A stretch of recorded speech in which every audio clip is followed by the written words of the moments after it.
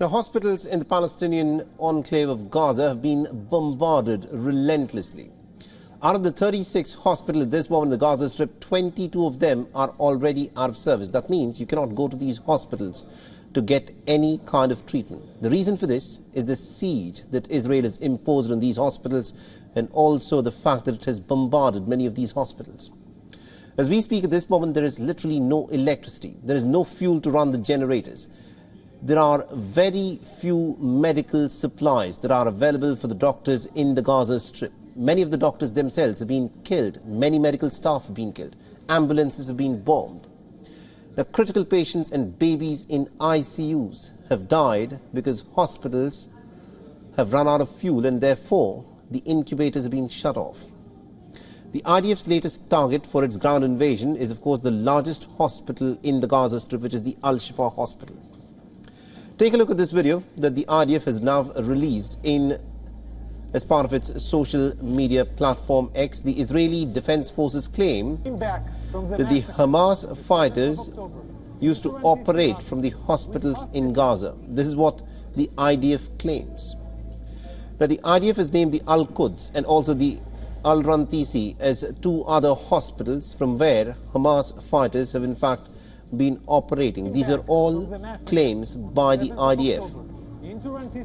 But no reference is made to Al-Shifa hospital in this video. And once again, we want to clarify that this video was posted by the IDF, and there is no way that you can independently verify the claims that are being made here.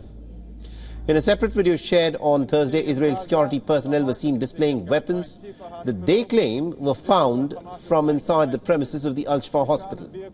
Since Tuesday, the IDF has been carrying out extensive ground operations across hospitals. The move has come in the backdrop of Israel's broader accusation that Hamas has been using hospitals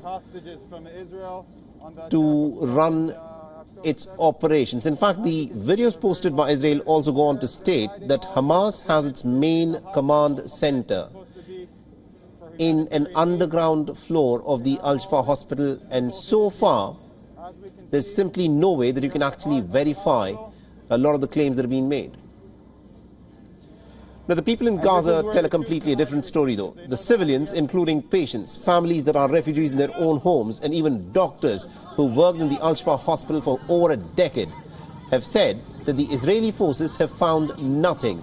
The photographs and images that the Israelis have posted of weapons having been found from the Al-Shifa hospital, some people say that there are families in America who own guns, who have in their homes more guns than were found by the Israelis, as they claim, inside the Al-Shifa hospital.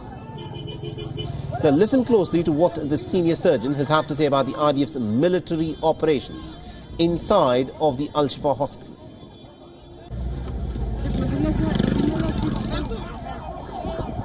They have found nothing. They have found no single resistance, no single gunshot against them within the hospital area. And you know that's why they more comfortable within the hospital. But again, it's totally aggressive, you know, this attack on the hospital, which is totally full of civilian patients. Really totally terrifying situation here. The Israeli tanks and the Israeli troops have been around, moving within the hospital area, all over the hospital. The situation is totally, you know, like difficult. They are shooting all the time, in all the areas. They are bombing certain areas of the hospital. The Israeli forces continue to relentlessly bombard the Gaza Strip, especially in and around the hospital areas, claiming that it is only targeting Hamas. The hospitals are one of the key areas that civilians consider safe from bombing. Hospitals are actually places that are regarded as a sanctuary, and it is a war crime to attack hospitals. An estimated 50 to 60,000 people had taken refuge in the Al-Shifa hospital. Most of them had come to the Al-Shifa hospital premises because their homes had been bombed by the Israelis, and therefore they had no other place to go. And many people have in fact been killed inside the hospitals again.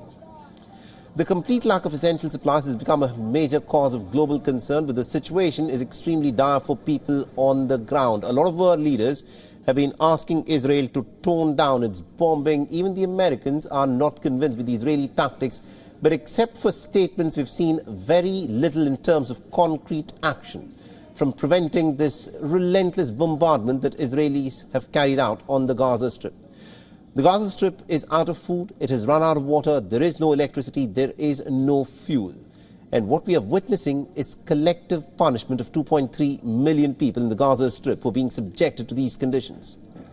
Now, the United Nations has said that this kind of a situation is precisely what is being described as a humanitarian disaster. It has said that even the United Nations agencies are being forced to beg for fuel.